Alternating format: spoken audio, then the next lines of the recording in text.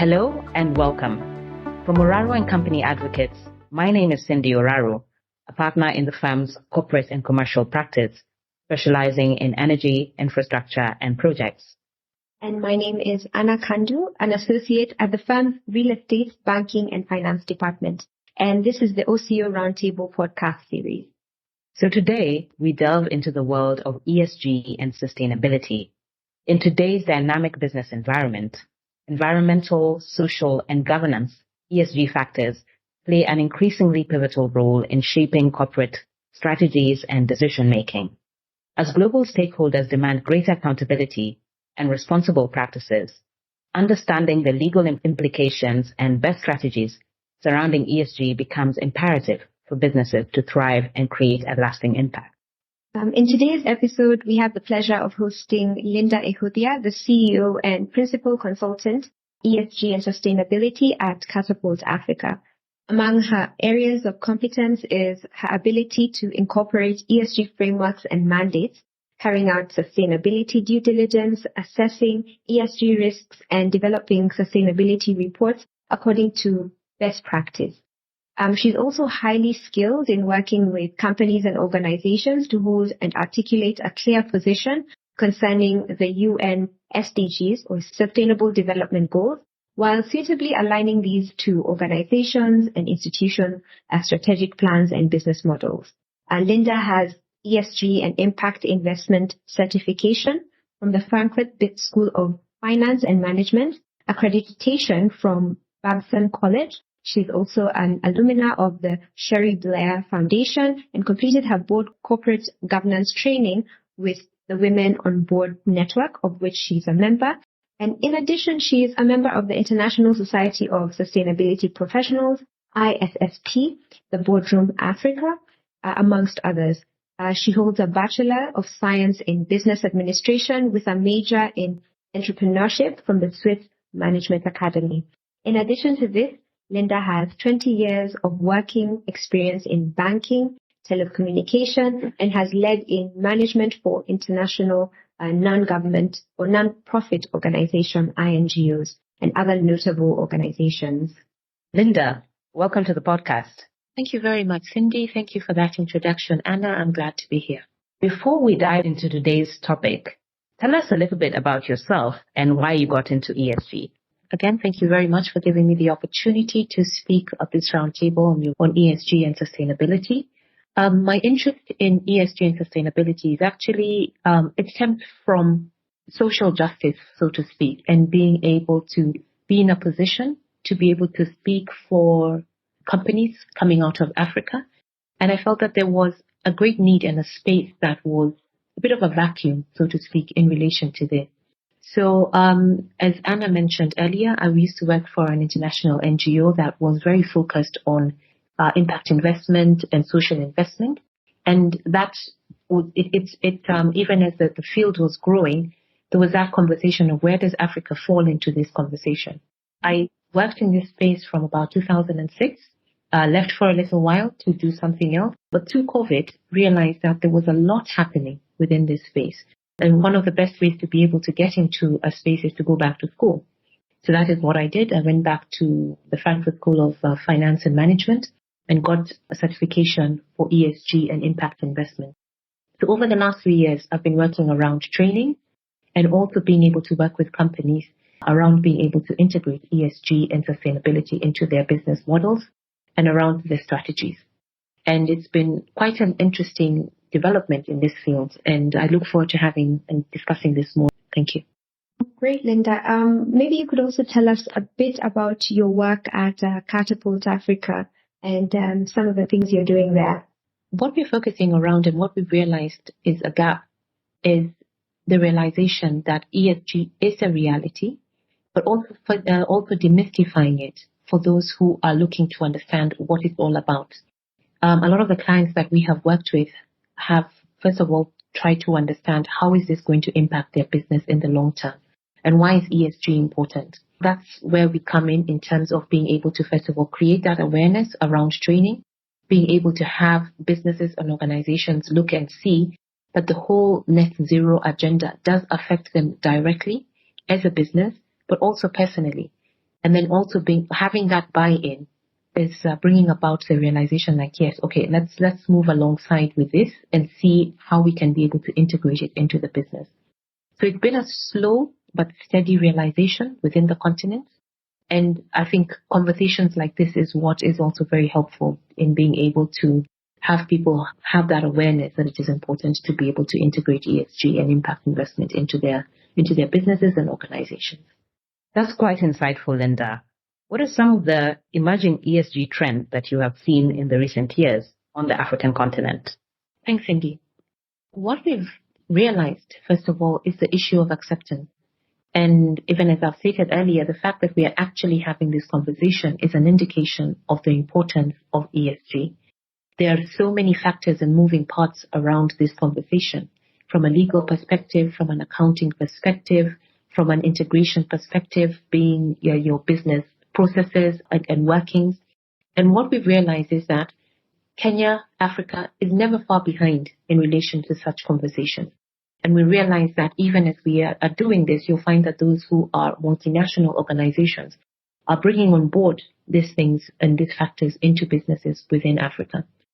My focus has been as well around SMEs, and they're the ones who we need a lot more convincing in terms of why is this important. So the trend has been a lot of wait and see, but there's also been that curiosity, and the fact that the conversations are taking place in Africa is, I think, an important milestone. One of the things that we've also realized is that the fact that even from a national level, from a policy perspective, we have regulatory disclosures that are coming into play. I think that's one of the things that is very important for us to be able to take on and look at as a credit.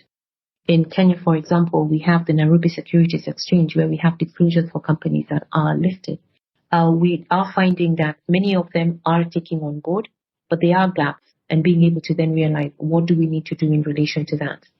The fact that they are policies that are coming about is also very important for us to be able to know. But we also need to be able to look internally as African businesses and be able to see not just adapting for what is out there for the world, but also what is relevant to us as countries, and also being able to do business together. And what will be the implications in the long run. The first thing is that there is awareness that is there, and it is important to be able to recognize that. There are policies that are coming into play. And I think the other thing that I would also want to be able to bring to our attention, or even in light of this conversation, is even the Africa Climate Week, that it was so highly regarded and recognized globally, and that there was a lot of very useful and important conversations that came about as a result of this. So those are some of the things that I'd just like to highlight in relation to things that are coming out of Africa. Thank you, Linda. That's actually quite comprehensive. And maybe now to a different question with respect to perhaps the businesses that you advise or clients that you advise. In this evolving landscape of ESG initiatives, what are some of the key opportunities you see for businesses and companies in Africa to enhance their sustainability efforts and the bottom line benefits? And how can they now leverage ESG principles to stay competitive in the market? One of the things that I realize is that there are so many standards. There are very many standards that people are looking at, and what they call the soup alphabet. And that is one way of being able to see what does this mean to us from all these standards, all the frameworks that are currently available, and what is relevant to us. So we have those frameworks that are available, things like the CDP, things like the Sustainability Development Goals that people are very well aware of. And we have standards like the Global Reporting Initiative and such like. And what is important is for us to be able to look and see how is this relevant to us? First, on one hand, in relation to mitigation, and on the other hand, in relation to adaptation. And one of the ways that we can be able to do that is looking at our data. That has been a really huge aspect of where do we go from there, and what data do we have in our hands, and how is that relevant to us. So in terms of businesses, one of the things that is very crucial is being able to go into a business and understand what do we have in our hands in the first place, and how is this important to us moving forward around mitigation and adaptation, and how will it inform and relate to our bottom line in relation to materiality. Because you'll find that in businesses, you're having your financial reports that you're putting out. But within the next few years, having a sustainability report is going to become mandatory. So if that is the case, what do you then do in terms of moving forward? So in terms of businesses, that is the first thing that we ask. What do you have in place around your environmental? What do you have in place around your social? And what do you have in place around your governance? With your policies across the board in terms of your business processes. And especially this has been within the banking sector, because you'll find that one function affects another function, but do they really speak to each other in relation to the issues to do with sustainability and ESG?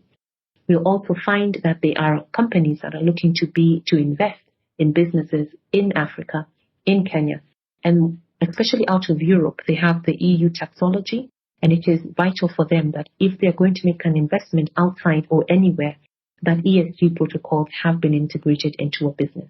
So we go into a business and then look, what is your end game and why are you doing what you're doing? And then work backwards in terms of being able to see what do you have in place, what is your materiality exposure, and then being able to then see how do you integrate it into your strategy, how do you integrate it into your business model, and then being able to see as a follow-up of that, what is your plan? What do you want as an end game? So that is how we've been working with them. But I think the key focus and the first thing is being able to understand the why. Without the understanding of the why someone is doing something, you'll find that you lose momentum, you lose passion, and it is a key component of success, even as you're working around integrating ESG and sustainability into a business. Thank you, Linda. This brings us to ESG metrics and reporting, which can vary widely across industries and regions. How can businesses navigate this complexity and effectively integrate ESG considerations into their strategic planning and decision-making processes? Okay, thank you very much for that, Cindy. And I just want to be able to say, I think that addresses the issue of the how. And I want to say it is very much process-driven. To be able to then integrate this into your processes, the first and foremost thing is being able to have a stakeholder buy-in. By this, I mean the boards of businesses need to understand why they're doing this. Because if you do not have the board, your board or your stakeholders embracing ESG and understanding that this is important and not just a fad, it just doesn't fall into place. And then the other thing that is important is being able to have similar or parallel trainings, both for those who are in management and those who are executing, and also for your board. Because when you find that two different people are having different conversations, things get lost in there, and one person is not understanding why this is important to the other. So one of the key ways of being able to do that, addressing the how, is also having a champion and having conversations, both from the exco position, but also from the board position. And also then being able to understand, are we aligned and are we on the same page in relation to where we are going and having a common vision. Having that in place is critical in terms of having a success story in integrating ESG. The other thing that is also important is I want to call the elephant in the room. What does it cost? You'll find a lot of people are adverse to, they don't understand why are they spending this amount of money to being able to integrate ESG. But when that is a factor that is well addressed and well understood in terms of long-term gain, you'll find that it moves about pretty smoothly. But I think it also is also being able to integrate this ESG into whatever is currently on board. In terms of from a board perspective, if you have a HR or you have the risk department, being able to look at what have we understood as risk for the business, and then being able to understand what is our exposure to it. For example, even from a legal perspective, even as we're having this conversation, how are you going to be able to protect your clients in terms of a greenwashing, for example, being accused of greenwashing, or being able to tell them to mitigate against greenwashing, or even then looking at adaptability around that factor. Once I think that is demystified, is understood by the client that this is the potential exposure that they have in relation to ESG, I think it gives a bit more understanding and incorporation into the work that is done. So even as that is being set out, one of the things is being able to do what they call a materiality test. So even being able to have all the stakeholders in place, those who are in relation to risk, the accounts department, the legal department, the HR, and then just being able to see what is common to all of us in terms of what do we want to put into the business. Then after that, being able to look at it from a baseline perspective, where are we working from? And then set those goals out. And then after that, being able to then identify what are the gaps that the business has in relation to ESG and how do we want to be able to meet those gaps, and formulating that plan and putting out across the KPIs that are needed to be able to do that. I think once all those are in place, it becomes very easy then, or easier for a business to be able to then look at how they're able to report on an year-on-year basis, both on the short term and then working towards goals and having a vision as the years go by. Those are some of those ways and factors that we can be able to look at integrating ESG and helping a business with their metrics and their data in terms of going forward. I think maybe just one last question, just on the reporting standards and trends that we've seen recently. Would you say that there's something specific for Africa or a standard or a framework that African businesses can use, or that's also something that's in the works? I would like to say that's something in the works. But you see, what has happened for example, we have the IFRS, which is the International Financial Reporting Standard Organization that works globally. And in June this year, they actually released the first standard, which I think is a great milestone globally, because what has happened is that it has been an area that has been deeply fragmented in terms of who is actually putting out, what do we listen to, given, as I said, the many frameworks that are in place, the many standards that are in place. And the goodness of it is that they have recognized people like GRI, CDP, organizations who have been working in this space for a long time, the TCFD, and they've actually looked and said, you guys have been doing a very good job in terms of what you have put out and helping organizations be able to get to the place they have been. So we're going to take on what is best practice from what you have done and be able to disseminate and work with various, help the business community in relation to this. So I think that standardization is a great thing. So being able to work with organizations that like the IFRS is very useful and very helpful in the way forward. And just being able to then see locally who's also doing that, or even Africa-wide, and then continue with those conversations. And that will be able to help us so that it's not something that is out and alone and isolated, but within I wouldn't want to call it confined, but within the same space and all of us speaking the same language to enable us to move in the right direction together, because it's not something that can be done in isolation. Thank you, Linda. That was quite insightful and eye-opening. As we come to the close of today's engaging discussion on ESG, we would like to express our sincere appreciation to our guest, Linda Ihuthia, for sharing her expertise and invaluable insights. Linda, your contributions have undoubtedly enriched our understanding of the multifaceted landscape of environmental, social, and governance factors in the business realm. Same here. And thank you so much for the opportunity. We would also like to say a big thank you to our listeners, both near and far, for your unwavering commitment to staying informed about ESG and other legal considerations. At Oraro & Company Advocates, we want to remain dedicated to providing comprehensive legal guidance and to support businesses navigate these complexities of ESG frameworks and to strive for sustainable growth. Remember, the dialogue does not end here. We invite you to stay connected by subscribing to our podcast. Your feedback is also valuable to us, so feel free to share your thoughts or questions through our social media channels. Finally, we hope to have you listen to our upcoming episodes. Until then, stay safe, stay curious, and chase the boundless horizons of knowledge. Goodbye and take care.